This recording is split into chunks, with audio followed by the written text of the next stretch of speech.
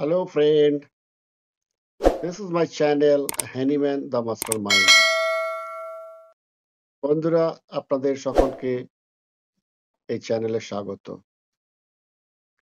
বন্ধুরা, আজ আমি একটা ফিলোসফিক্যাল সাইড নিয়ে বলতে চলেছি যে একজন ভালো হোমিওপ্যাথ হতে গেলে তার কি কি বৈশিষ্ট্য থাকতে হবে। How we can to be a good homeopath from my point of view. First of all, gratitude to the Supreme Authority of Homeopathy, Dr. Christian Frederick Samuel Hahnemann. Next, gratitude to the Dr. Emil Segal, who is the founder of revolutionized homeopathy.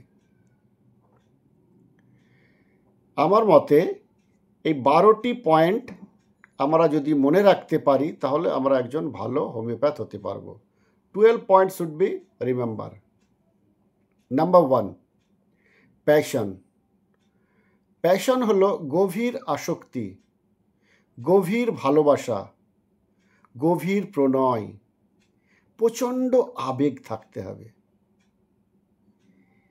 We become a passionate homeopath. আমাদের একজন passionate, গভীর আসক্তিপূর্ণ হোমিওপ্যাথির প্রতি গভীর আসক্তি থাকতে হবে, তাহলে আমরা একজন ভালো হোমিওপ্যাথ হতে পারবো।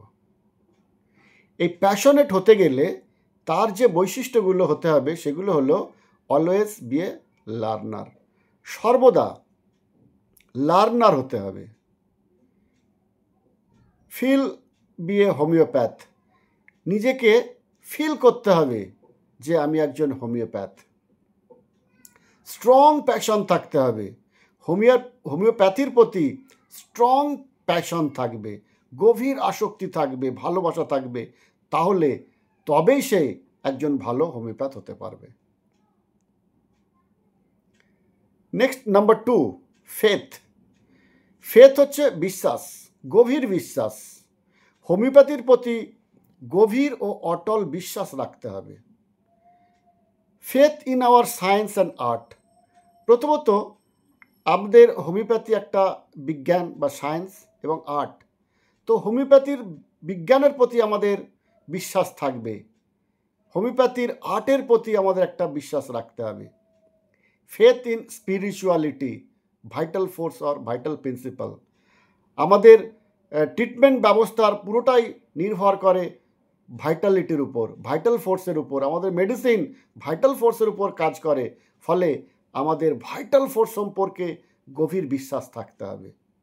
Faith, we are treating the soul. আমরা কিসের ট্রিটমেন্ট করছি?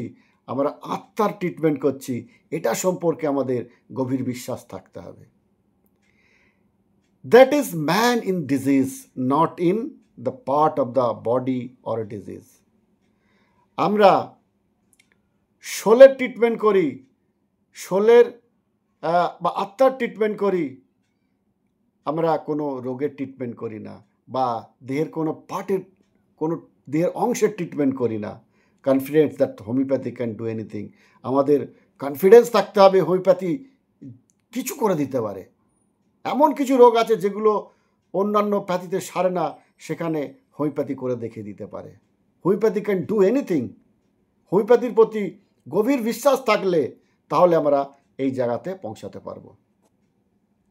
নেক্সট, নাম্বার 3, PQRS, বিশেষ অদ্ভুত অস্বাভাবিক লক্ষণ। পি ফর হচ্ছে পিকুইলিয়ার, মানে বিশেষ, কুইয়ার হচ্ছে অদ্ভুত, রেয়ার হচ্ছে অস্বাভাবিক, সিমটম হচ্ছে লক্ষণ। যে সকল লক্ষণগুলো স্বাভাবিক থেকে একটু আলাদা, যেগুলো সহজেই নজর কাড়ে, এই রকম লক্ষণগুলোকে নিতে হবে বা কনসিডার করতে হবে। ফলে আমরা সর্বদা একটা রোগীর বিশেষ অদ্ভুত অস্বাভাবিক লক্ষণগুলোর প্রতি আমাদের দৃষ্টি রাখতে হবে, তাহলে আমরা খুব সহজেই রোগীর ট্রিটমেন্ট করতে পারবো। নাম্বার 4, এটা খুবই ইম্পর্টেন্ট, 3P, যেটা আমাদের এমএল সেগেল স্যার বলে গেছেন। 3P। 1 নম্বর পি হলো প্রিডোমিনেটিং সিমটম। প্রিডোমিনেটিং কথার অর্থ হলো সর্বাধিক প্রাধান্যযুক্ত। The main concern of the patient which brought the patient to the physician. যে কারণের জন্য রোগী ডাক্তারবাবুর কাছে আসে, কি কারণের জন্য আসে, মেনলি 3টে কারণ আমরা সেখানে দেখছি, আরও কারণ থাকতে পারে। তো তাদের মধ্যে হচ্ছে অ্যাংজাইটি। যখন কোনো রোগী রোগে পড়ে তখন তার চিন্তা হয় এই রোগের কারণ কি। তার ডিলুশন, তার রোগ নিয়ে বিভিন্ন ডিলুশন হয়, এবং ফিয়ার, এই রোগ নিয়ে তার ভয় হয়। এই কারণেই একজন রোগী ডাক্তারবাবুর কাছে আসে। তো আমাদের প্রিডমিনেটিং সিমটমগুলোর মধ্যে যে রুব্রিকগুলো আসবে মেনলি হচ্ছে অ্যাংজাইটি, ডিলুশন এবং ফিয়ার। তাহলে এই 3টে রুব্রিককে আমাদের খুব পরিষ্কারভাবে এবং পুঙ্খানুপুঙ্খানুভাবে প্রতিটি রুব্রিককে আমাদের দেখতে হবে। কারণ কি, যে কারণের জন্য একজন রোগী ডাক্তারের কাছে আসে। তো প্রিডমিনেটিং সিমটম হলো রোগীর কনসার্ন, যে কারণের জন্য সে ডাক্তারের কাছে আসে। নেক্সট, নাম্বার 2P, 2 নম্বর পি কি, প্রেজেন্ট সিমটম। প্রেজেন্ট মিনস হচ্ছে বর্তমান বা উপস্থিত। ডিজিজের পিক সিচুয়েশনে রোগী কি করে বা কি অ্যাডাপ্ট করে, কি করলে রোগী আরাম পায়, রোগের সময় রোগী কিভাবে ম্যানেজ করে, দ্যাট ইজ অ্যাডাপ্টেশন। তো এই প্রেজেন্ট সিমটম হিসাবে আমরা যে সমস্ত রুব্রিকগুলো পাবো তাদের মধ্যে থাকছে রেস্ট ডিজায়ার ফর, রোগী যখন তার রোগের পিক অবস্থায় সে একটু আরাম চায়। বেড রিমেন ইন বেড, বিছানায় থাকতে চায়। কোয়াইট ওয়ান্টস টু বি, চুপচাপ থাকতে চায়। Longing, repose and tranquillity, disturb, aversion to being, এই সমস্ত রুব্রিকগুলো কিন্তু আমরা পাবো। তো প্রেজেন্ট সিমটম হলো অ্যাডাপ্টেশন। আর 3 নম্বর পি হলো পারসিস্টিং সিমটম। পারসিস্টিং, অক্লান্ত বা অবিরাম চলছে এমন। রোগের সময় রোগীর রিয়াকশন বা প্রতিক্রিয়া কি, রোগী কিভাবে রিয়্যাক্ট করে। এক্ষেত্রে আমরা যে সমস্ত রুব্রিকগুলো পাবো, ইরিটেবিলিটি, রোগীর যখন রোগ হয় সে ইরিটেবল হয়ে যায়, অ্যাঙ্গার হয়ে যায়, রেজ মানে প্রচণ্ড ফিউরি, জয়, স্যাড, উইপিং, লাফিং, টরফর এক্সেট্রা। তো পারসিস্টিং সিমটম হলো রিয়াকশন। নাম্বার 5 কার, যেটাকে আমরা এতক্ষণ 3P হিসাবে বলছিলাম, পারসিস্টিং, প্রেজেন্ট এবং প্রিডমিনেট সিমটম, সেটাকে কেউ কেউ কনসিডার করে কার হিসাবে। We can consider card instead of PPP। Concern হলো উদ্বেগ বা চিন্তা, রোগের জন্য তার রোগীর কি চিন্তা হয়। অ্যাডাপ্টেশন হলো কিভাবে রোগী তা মানিয়ে নেয়। রিয়াকশন হলো তার প্রতিক্রিয়া কি। তাহলে আমরা 3Pকে ইউজ না করে কারকেও ইউজ করতে পারি। নাম্বার 6 হচ্ছে IPR। IPR হলো ইন্টারপার্সোনাল রিলেশনশিপ, রোগীর সঙ্গে পরিবার, বন্ধুবান্ধব ও পাড়া প্রতিবেশীর সঙ্গে তার সম্পর্ক কেমন, এটাকে আমাদের জানতে হবে। অনেক সময় রোগী সব কিছু বলতে চায় না, তার পরিবারের লোকেদের কাছ থেকে, তার বন্ধুবান্ধবের কাছ থেকে, তার পাড়া প্রতিবেশীর কাছ থেকে রোগীর সম্পর্কে জানতে হবে। তাহলে আমরা খুব সহজে রোগীর অবস্থা আমরা বুঝতে পারবো। 7 নম্বর পয়েন্ট হলো হোয়াট, হাউ অ্যান্ড হোয়াই। এই 3টি বিষয়কে আমাদের খুব ভালো করে বুঝতে হবে। হোয়াট দ্য পেশেন্ট সেজ, রোগী কি বলছে। হোয়াট দ্য পেশেন্ট ডাজ, রোগী কি করছে। হাউ দ্য পেশেন্ট সেজ, রোগী কিভাবে বলছে। হাউ দ্য পেশেন্ট ডাজ, রোগী কিভাবে করছে। হোয়াই দ্য পেশেন্ট সেজ, রোগী কেন বলছে।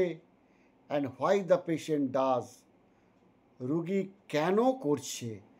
এই বিষয়গুলোকে যদি আমরা খুব সূক্ষ্মভাবে বুঝি তাহলে খুব সহজেই আমরা রোগীর কোর ফিলিং, রোগীর মেইন যে ফিলিং, সেটা আমরা খুব সহজেই অনুধাবন করতে পারবো। 8 নম্বর হলো সাইকোডাইনামিক্স।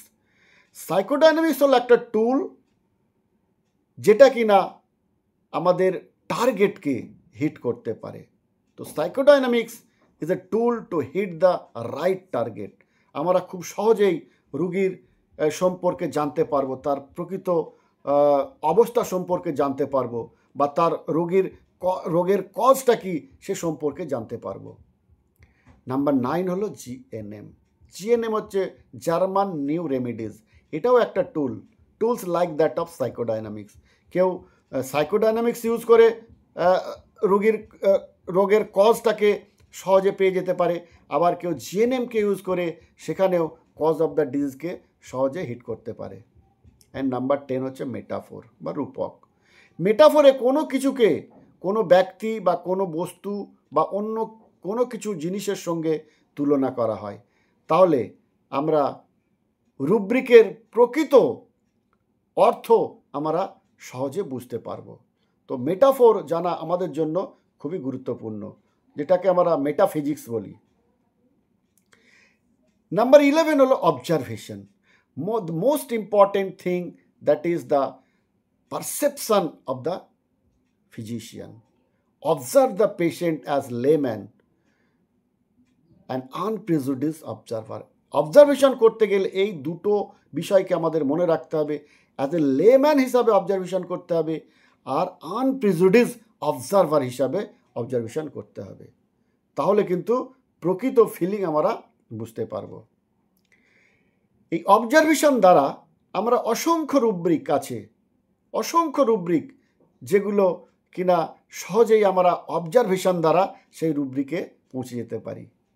তো observatory rubric and its sub rubric, যেমন abrupt, abusive, activity, answering, alert, antics playing, attack, barking, biting, breaking things, busy, cheerful, clinging, coquettish, dancing, dullness, frown disposed to, foppish, gesture makes, grimaces, hiding, imitation mimicry, jesting, joy, jumping, kicking, kissing, laughing, lying, naked wants to be, moaning, noise, playful, part, restlessness, rocking, shrieking, sitting, smiling, speech, striking, talking, touching,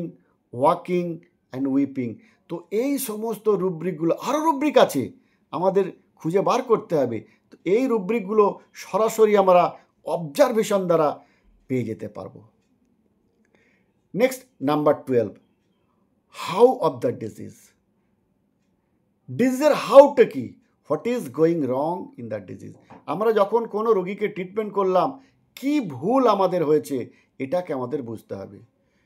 কোনো রোগীকে medicine দেওয়ার পর যদি case ঠিক না হয়, তখন আমাদের ভাবতে হবে যে আমাদের ভুলটা কি বা ভুলটা কোথায়। কেস টেকিংয়ে ভুল, রুব্রিক সিলেকশনে ভুল, না পোটেন্সি সিলেকশনে ভুল, না রিপিটেশন অফ ডোজে ভুল। তো এই বিষয়গুলো আমাদের খুব ভালো করে অবজার্ভ করতে হবে, বুঝতে হবে, জানতে হবে, তাহলে আমরা একজন ভালো হোমিওপ্যাথ হতে পারবো। Understand the patient as below. Confidence, একজন ডাক্তারের কনফিডেন্স থাকতে হবে। স্টার্ট লাভিং আওয়ার সেলফ, প্রথমে নিজেকে ভালোবাসো। স্টার্ট লাভিং আওয়ার সায়েন্স, দ্বিতীয়ত আমাদের বিজ্ঞানকে, হোমিওপ্যাথিক বিজ্ঞানকে ভালোবাসো। স্টার্ট লাভিং আওয়ার প্যাথি, আমাদের চিকিৎসা পদ্ধতিকে ভালোবাসো। স্টার্ট লাভিং আওয়ার পেশেন্ট, আমাদের পেশেন্টকে ভালোবাসতে শেখো। তাহলে আমাদের মনে একটা কনফিডেন্স হবে। Number 2, understand and realise the person as a whole. সর্বদা আমাদের থিঙ্কিং হবে আমরা person as a whole treatment করি, কোনো ডিজিজ বা কোনো পার্টকে ট্রিটমেন্ট করি না, সম্পূর্ণ রোগীর চিকিৎসা করি। Number 3, understand man in disease. সবসময় একজন মানুষকে ডিজিজ হিসাবে চিন্তা করতে হবে। Consider man in disease, not the disease in man. সবসময় সম্পূর্ণ মানুষটাকে ডিজিজ হিসাবে ভাবতে হবে। কোনো রোগকে, মানুষের কোনো রোগকে আমরা কনসিডার করব না। Number 4, think as a layman. সর্বদা একজন লেম্যান হিসাবে চিন্তা করতে হবে। আমাদেরকে ভাবলে হবে না যে আমার একজন বড় চিকিৎসক হয়ে গেছি। আমরা অ্যাজ এ লেম্যান হিসাবে রোগীর সঙ্গে মিশতে হবে, তাহলে রুগী তার সমস্ত বিষয় আপনাকে খুলে বলবে এবং খুব সহজেই আমরা তখন রুগীর ট্রিটমেন্ট করতে পারবো। ফিল ম্যান ইন ডিজিজ, বারবার বলছি ফিল ম্যান ইন ডিজিজ, ম্যানটাকে আগে বুঝতে হবে। Feel the patient not the disease, আগে পেশেন্টটাকে বোঝো, কোনো ডিজিজটাকে নয়। Mental symptom not equals to mental state. Mental symptom আমরা যেটাকে বলছি সেটা আমরা ওই মেন্টাল সিমটম নিয়ে ট্রিটমেন্ট করি না, আমরা মেন্টাল স্টেট নিয়ে ট্রিটমেন্ট করি। তো মেন্টাল স্টেটটা কি? মনের অবস্থা, রোগীর রোগের চরম অবস্থায় মনের অবস্থা, মানে পিক কন্ডিশনে, ডিজিজের পিক অবস্থায় রোগীর মনের অবস্থাটা কি, সেটাই হলো মেন্টাল স্টেট। ওই মেন্টাল স্টেট নিয়েই আমরা কিন্তু ট্রিটমেন্ট করি। Mental situation in present condition, this is the absolute condition of the disease. আর ডিজিজের জন্য তার মেন্টাল রিয়াকশান কি সেটাকেও জানতে হবে। The mental reaction due to the disease condition, এই ডিজিজ কন্ডিশনের জন্য তার কি মেন্টাল রিয়াকশান হচ্ছে, তার মেন্টাল স্টেটটা কি। রোগী কোনো কথা সাবকনসিয়াস মাইন্ডে বলছে, রোগী কোন কথাটা তার সাবকনসিয়াস মাইন্ডে বলছে, অর্থাৎ কোন কথায় ইমোশন আছে সেই ফিলিংটা নিতে হবে। অর্থাৎ রোগী যে কথার মধ্যে আমাদেরকে ইমোশন ব্যক্ত করবে সেখান থেকেই আমাদের রুব্রিকে যেতে হবে। এরপর আমাদের ফিলিংকে রুব্রিকে কনভার্ট করতে হবে। রোগী যেটা বলল তাকে রুব্রিকে কনভার্ট করতে হবে। This is the target of an ideal homeopath. রোগীকে চিনে ওষুধ দিন, রোগকে চিনে নয়। ফলে রোগের জার্নি শিখুন, রোগের জার্নি শিখতে হবে, ঔষধের জার্নি শিখতে হবে। রোগীর case with journey and it's different set শিখতে হবে। এক একটা ড্রাগের বিভিন্ন সেট আছে, সেই সেটগুলো সম্পর্কে আমাদের শিখতে হবে, তবে ওই ড্রাগটা সম্পর্কে আমরা সম্পূর্ণভাবে জানতে পারবো বা বুঝতে পারবো। All the rubric in the repertory is morbid.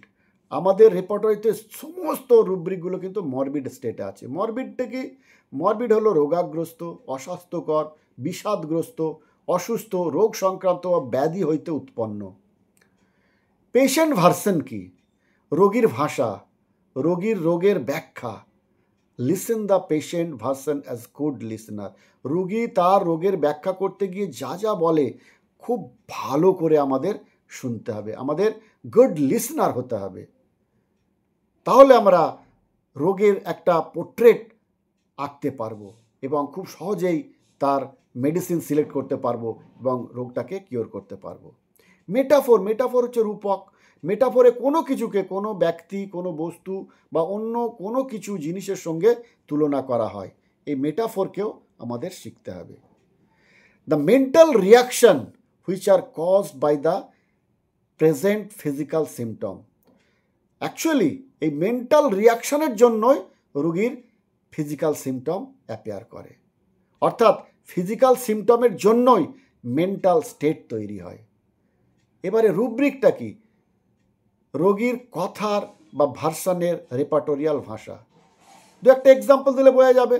রোগী বলবে আমার ব্যথা হচ্ছে, তার মানে এখানে রেপার্টোরিয়াল ল্যাঙ্গুয়েজটা কী হবে? Complaining pain for. রোগী তার ব্যথার জন্য আমাকে কমপ্লেন করছে। আমি দায়িত্বশীল ব্যক্তি, তো রেপার্টোরিয়াল ভাষা হবে responsibility, taking responsibility to seriously. আমি ছুটে ছুটে কাজ করি, দ্যাট ইজ ডান্সিং। আমার রোগকে জ্বর থেকে সেরে দিন, কিল ডিজায়ার টু। মনে হচ্ছে আমার শরীরের শক্তি কমে গেছে, ডিলুশন পোর হি ইজ। তো রোগীর ভাষার সঙ্গে রেপার্টোরিয়াল ভাষার এই দুটোকে ম্যাচ করতে হবে। তাহলে রোগী কি বলছে সেটাকে আমাদের রেপার্টোরিয়াল ল্যাঙ্গুয়েজে কনভার্ট করতে হবে, দ্যাট ইজ রুব্রিক। ফলে প্রকৃত রুব্রিক আমরা পেয়ে গেলে খুব সহজেই আমরা ড্রাগ সিলেকশন করতে পারবো। তো ফাইনালি এই রুব্রিক কালেক্ট করে আমাদের টোটালিটিতে যেতে হবে। After repertorisation, symptom totality which indicate the single remedy and that is the simillimum. So this is the way of success. এইভাবে আমরা একজন ভালো হোমিওপ্যাথ হতে পারবো। আজকের এই ক্লাসের আমাদের কিছু ওথ হবে। আজকের এই ক্লাস থেকে আমাদের শপথ হবে, আমরা কি শিক্ষা নেব? আমরা ভালো হোমিওপ্যাথ হয়ে দেখাবো। আমরা হোমিওপ্যাথির জন্য নিঃস্বার্থে কাজ করব। আমরা হোমিওপ্যাথির জন্য নিবেদিত প্রাণ। জয়তু হোমিওপ্যাথি, জয়তু হ্যানিম্যান, জয়তু M L. Saigal. Thank you for watching. বন্ধুরা, হ্যানিম্যান দ্য মাস্টারমাইন্ড চ্যানেলটিকে লাইক করুন, সাবস্ক্রাইব করুন এবং বেল আইকন প্রেস করুন, যাতে প্রতিটি ভিডিও আপনারা সঙ্গে সঙ্গে পেয়ে যান।